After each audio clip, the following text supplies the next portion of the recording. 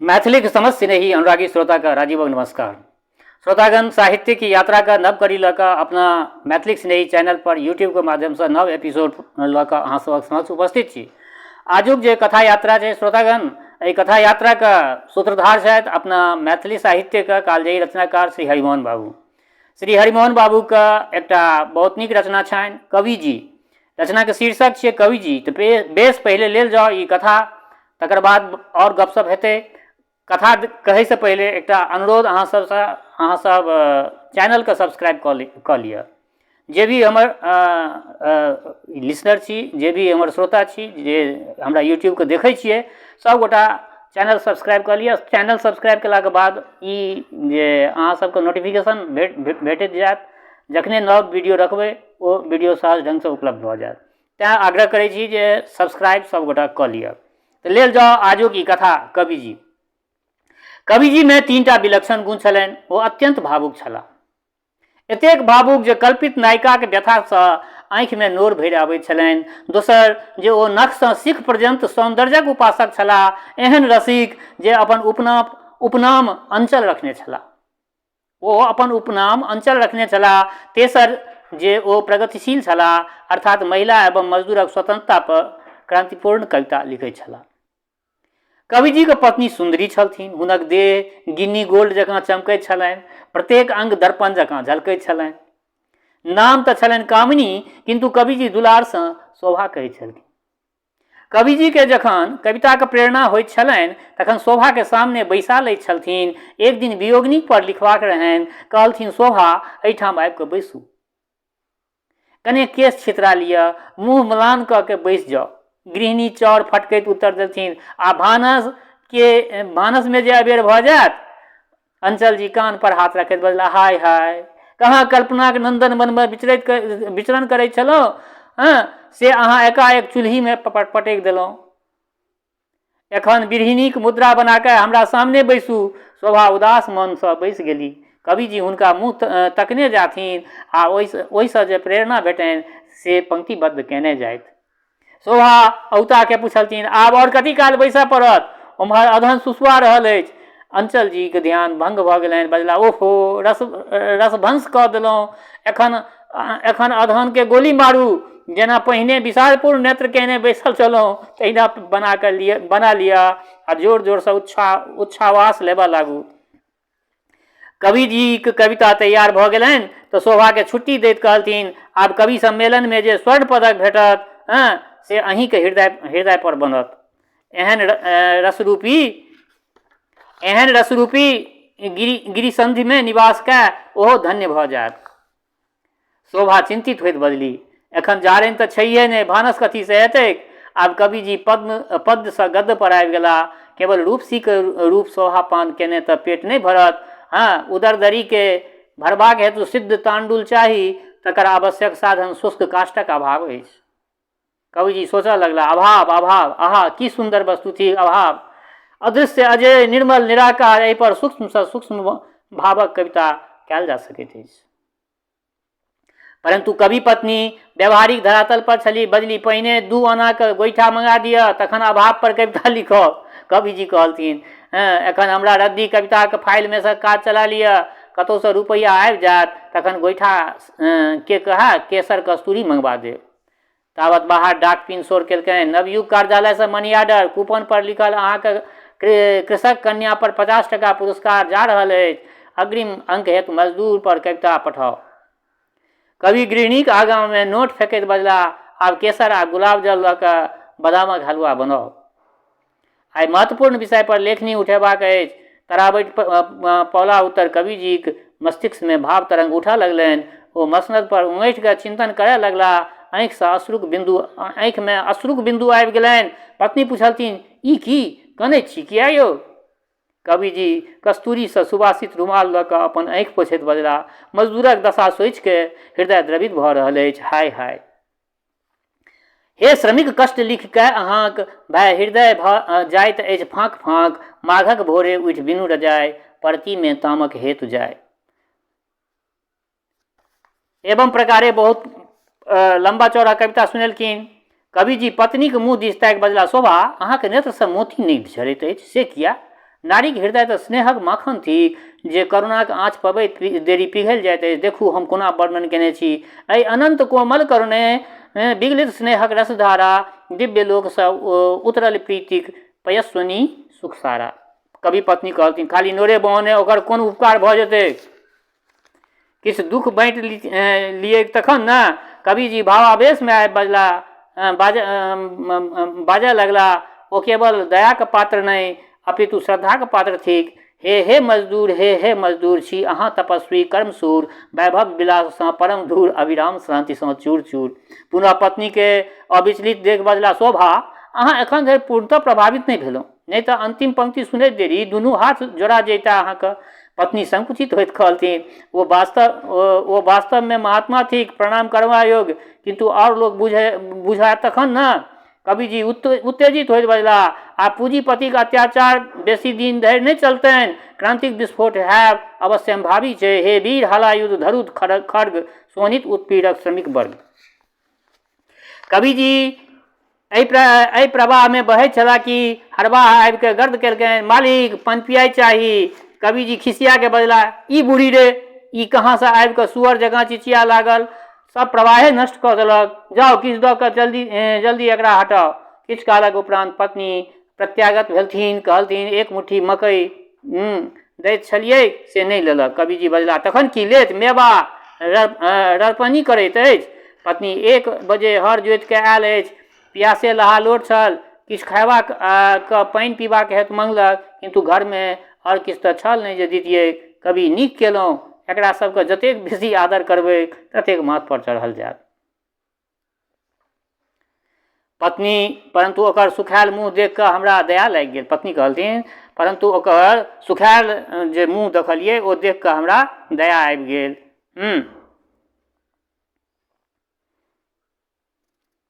कवि कहलकै, अहाँ पागल तऽ नहि भऽ गेलहुँ, बानर की जाने आदक स्वाद, ओ गवार हलुआ की बुझत, ओ तऽ केवल शेर पसेरी बुझैत अछि। फेन फानि के भरि पेट ठूसत, ओहि गधाके मेवा खेबाक मुँह छैक। पत्नी, ओकरा एखन रुपैयाक काज छैक, 5टा टका मंगैत छल, घरमे बेटा दुखित छै, कहैत अछि जे 2-4 दिन काज करऽ नहि आयब। कवि, देखू तऽ पाजीके हाल, ताक पर एबो नहीं करत आ पिछला रुपैया लऽ लेत, झूठ मूठ लऽ कऽ ठकऽ चाहैत अछि। देखऽ बदमाश के एको कौड़ी नहीं, देखऽ बदमाश के एको कौड़ी देब नहीं। पत्नी, परंतु हमरा तऽ लाथ जकाँ नहीं बुझि पड़ल, 5टा रुपैया ओकरा दऽ देलियै, कोन ठेकान, यदि वास्तवमे नेना दुखित होय तखन कोन उपाय करतै, आ ओकर जे कमायल छै से तऽ मांगब उचिते छैक ने यौ। कवि, आब हम की कहू, एहने बुद्धि अहाँके रहत तखन अहाँके जे वस्तु पावत से दोसर ठकि कऽ लऽ जायत। खैर जा दिअ, ओ कविता आइ पठा देबाक अछि। हाँ सुनू तऽ केहन लगैत अछि। हे मजूर, हे मजूर, जीवन अहाँके अछि चूर चूर। रातिमे अंचल जी कविता समाप्त कऽ घरमे सुतल रहैत कि बाहरसँ केवाड़ पर ठक ठक ठक शब्द सुनऽमे एलनि।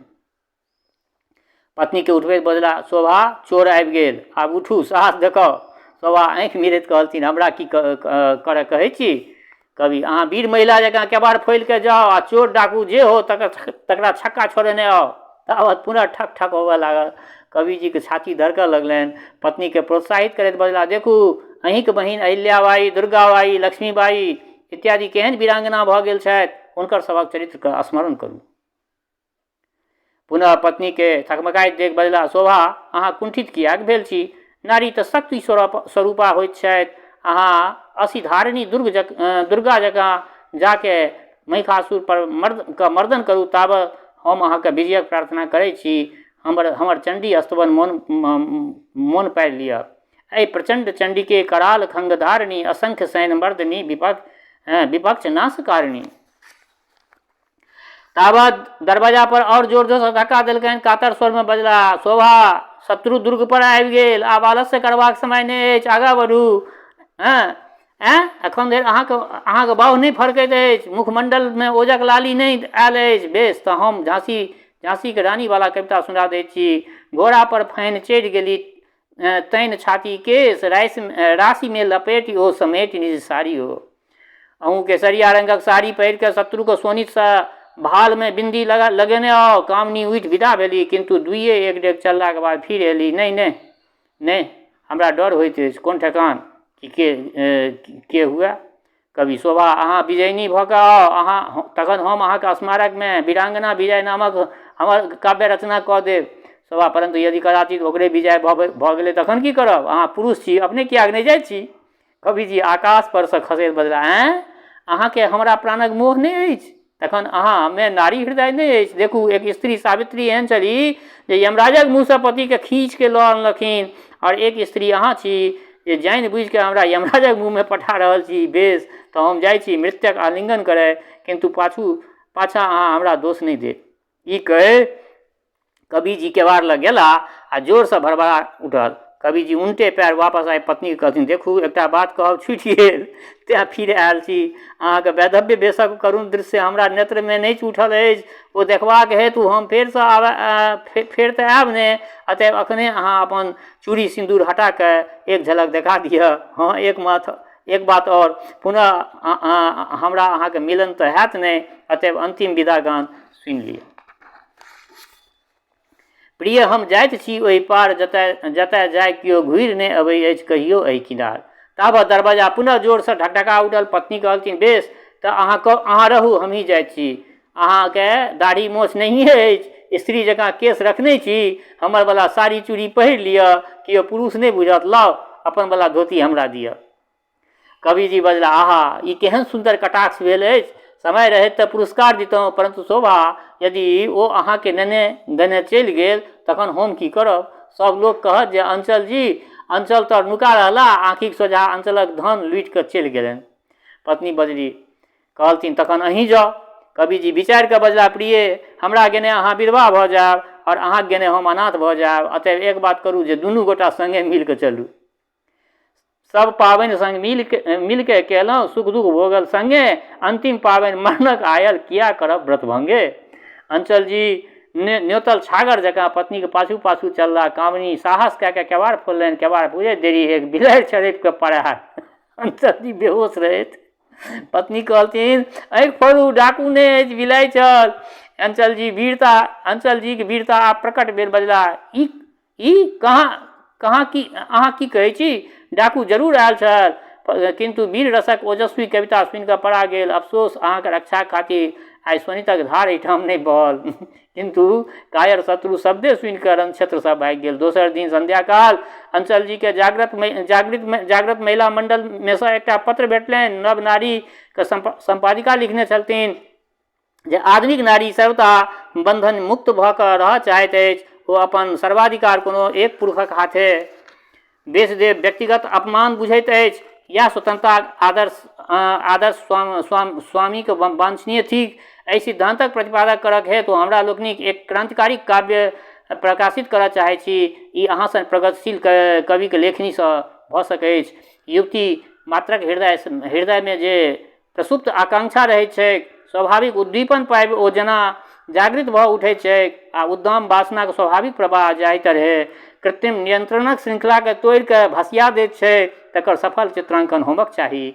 प्रकृति रूपा नारी यौवनक चंचल तरंग में जे किछु करैत अछि, रहस्यक आवरण में निहित रखने रहैत अछि, तकर स्पष्ट एवं सजीव चित्रण करैत सूक्ष्मतम मनोभावक विश्लेषण करब अहीं सन प्रतिभावान एवं सिद्धहस्त कलाकारक कार्य थिक। हमरा लोकनि आशा करै छी जे महिला मंडल के अहाँके सहयोग प्राप्त हेबे करते। मंडलक अध्यक्षा श्रीमती प्रेमदा देवी एहि रचना के निमित्त 1000 टका धरि पुरस्कार देबऽ हेतु तैयार छथि। पत्र पढ़ैत अंचल जी उछैल उठला। हुनक कल्पना समुद्र में लहर आबि गेलनि। पेंसिल कागज लए के गुनगुना लगला, हे प्रगतिशील महिला समाज, जग में स्वतंत्र भय करू राज, प्राचीन रूढ़ि के तोड़ि आज कै दूर धाक संकोच लाज।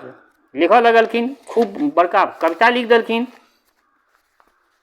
लिखला के पश्चात कामनी देवी आबि के पूछलथिन, की फेर कोनो कविता बनि रहल छै की? कवि जी भयभीत भऽ बजला, अहाँ सुनैत तऽ नहीं छलहुँ। कामनी, सुनैत नहीं छलहुँ तऽ की? सब कृत्रिम बंधन दूर करू, स्वामीक गर्भ के दूर करू। कनेक दिअ तऽ देखिए। कवि जी कविता नुकबैत कहलथिन, अरे अहाँ कोन नेपथमे ठाढ़ि भऽ कऽ सुनैत छलहुँ। ई कविता अहाँके देखबा योग्य नहि अछि। तावत कामनी कॉपी उचैंग कऽ पढ़ा गेली। कविजी हुनका पाछाँ छुटला। शोभा शोभा ओ कॉपी लऽ, ओहिमे बहुत बात लिखल छै जे अहाँके पढ़ऽ योग्य नहि अछि। शोभा शोभा, परंतु शोभा तऽ लंक लऽ कऽ पढ़ली से फेर किया हुनका धराइमे अबितनि। पूर्णिमाके राति शोभा स्नान कऽ अपन श्रृंगार करैत छली। अंचलजी चुपचाप ठाढ़ भऽ कऽ एकटक निहारय लगला। अनायास मुँहसँ विद्यापतिक पद बहरा गेलनि।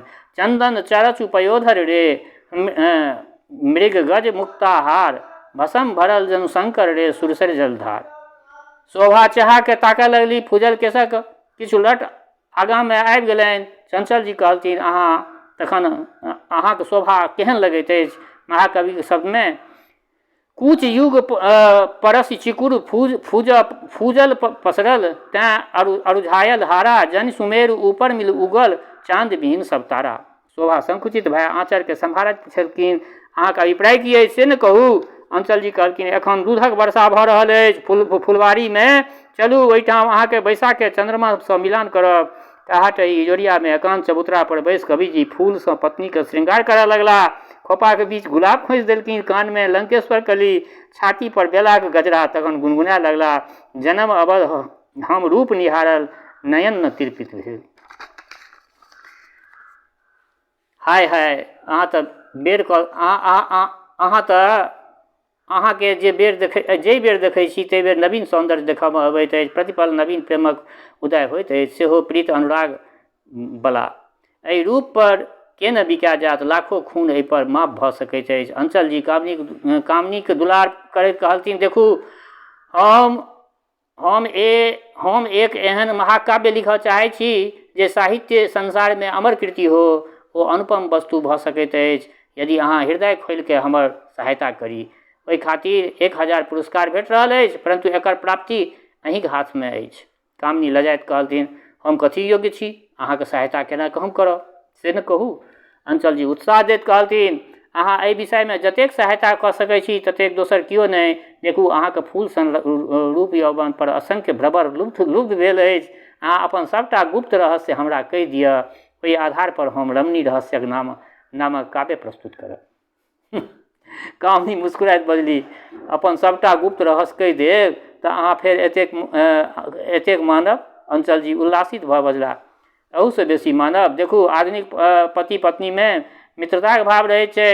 हम जेना कि से अहाँके कहि दै छी, अहाँके सब केने होइ से हमरा सब कहि दिअ। जे किछु पिछला बात गुप्त बात अछि सबटा कहि दिअ। कामनी कहलथिन, तखन पहिने अहीं शुरू करू। अंचल जी, बेस तऽ सुनू। हम प्रत्येक रमणीके प्रेमिकाके रूपमे देखैत छी। ई संसार एक विशाल सासुर थिक, जहाँ मधुर युवती जनसंग मधुर रसरंग। कामनी टोकैत कहलथिन, किंतु अहाँ अपन मातृवंदना कवितामे तऽ नारी मात्रके माता कहि कऽ संबोधित केने छियै। कवि, हाँ, किंतु ओ तऽ अनका बुझेबाक हेतु यथार्थ 3 प्रकारके भाव स्त्रीके देखैके उदित होइत छै। वृद्धामे मातृभाव, बालिकामे कन्या भाव और युवतीमे पत्नी भाव। या स्वाभाविक थिकै। पत्नी कहलकनि जे अनकर युवती स्त्रीके देख कऽ बहिनक भाव किएक नहि उत्पन्न होइत अछि। कवि कहलखिन, संसारमे सभक सार बनऽके हेतु हम जन्म नहि लेने छी। ताहिसँ बरू हम सबके सबसँ बहिनपा जोड़ू से सब सुन्दरी हमर साइर भऽ जायत। अथवा पुरुष सब जे भाइके सम्बन्ध राखू तऽ सभक स्त्रीके हम सरोहिजके रूपमे देखबनि। पत्नी, और यदि आनो पुरुष अहिना विचारा तखन हमहूँ सभक सरोहिज बनि जेबै। ओहिना स्थितिमे सब केओ हमरा नंदोषिये भऽ जायत। कविजी दुलारसँ पत्नीके गाल तीरैत कहलखिन, बजला, अहाँ बेस चतुरा छी, घुमा फिरा के हमरे गारि पड़ा देलहुँ। बेस, ई सब हास परिहास भेल, आब कार्यक गप हुए। कामनी गंभीर भऽ कऽ कहलथिन, की पुछबाक अछि से पूछू। कविजी पत्नीके कोमल हाथ अपना हाथमे लैत बजला, देखू, निम्न कोटिक स्त्री पुरुष लज्जा आ भयसँ अपन अपन गुप्त रहस्य एक दोसर पर प्रकट नहि करैत अछि, आजीवन छपौने रहैत अछि। परंतु अहाँ अखंड विश्वास नहि तहाँ प्रेम, जतऽ अखंड विश्वास नहि ततऽ प्रेम की? दाम्पत्य संबंध तऽ ओकरा कही जहाँ अंतःकरण एक हो पति पत्नी के हृदय में भेदे की। ई कही अंचल जी अपना पत्नी के छाती में सटा लेलखिन। कामनी के हृदय के स्पंदन हुनका नीक जकाँ अनुभव होबऽ लगलनि। बजला जहिना दुनू गोटा के हृदय बाह्य रूप मिलकर एकाकार भऽ गेल अछि, तहिना अभ्यंतरिको के एक भऽ जेबाक चाही। अहाँ अपन संपूर्ण हृदय हमरा हृदय में उझिल दिअ। कामनी सरलता के अभिनय करैत बजली, कोन तरह उझिल दिअ? अहाँ अपने भीतर पैस के काढ़ि लिअ। कभी बेस तो हम काढ़ै छी, अहाँ कि छपायब नहीं। कामनी अपना जने तो नहीं हम छिपायब। अंचल जी कामनी के कोर में बैसा हुनका अनंचल रूप के शोभा देखैत बजला, देखू हमर रसाल देखू मधुर रसाल फल देख। भाँति भाँति के पक्षी ओहि पर पहुँच जाइत छै। मधुर मकरंद पान करबाक रसलोभी मधु तऽ सब ठाम मंडराइते रहैत अछि। कोनो फूल एहन नहीं जकरा भौरा नहीं सुंघने हो। अहाँ के देख के कतेक लोभायल हैत। दीप शिखा पर अत्यंत अनंत पतंग आबि के जड़ि मरैत अछि। कामनी अपना प्रशंसा पर मुस्कुराइत बजली, तऽ एहिमे दीपक कोन अपराध? यदि हमरा देख कऽ किओ मरऽ लागै तऽ हमर कोन दोख? कवि कहलखिन, दोख या तऽ अहाँके एतेक गुण कियाक भेल, आ यदि भेल तऽ याचक के दान कियाक नहीं कयल? कामनी यदि पहिनहिसँ दान करऽ लगितहुँ तऽ अहाँके हेतु किछु रहितै।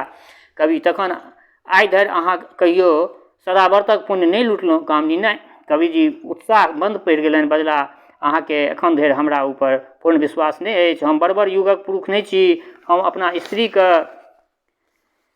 गुण चरित्र जानि क्रोध व ईर्ष्या करब। आदमी स्वामी के तेहन उदार होइत अछि जे स्त्री के प्रत्येक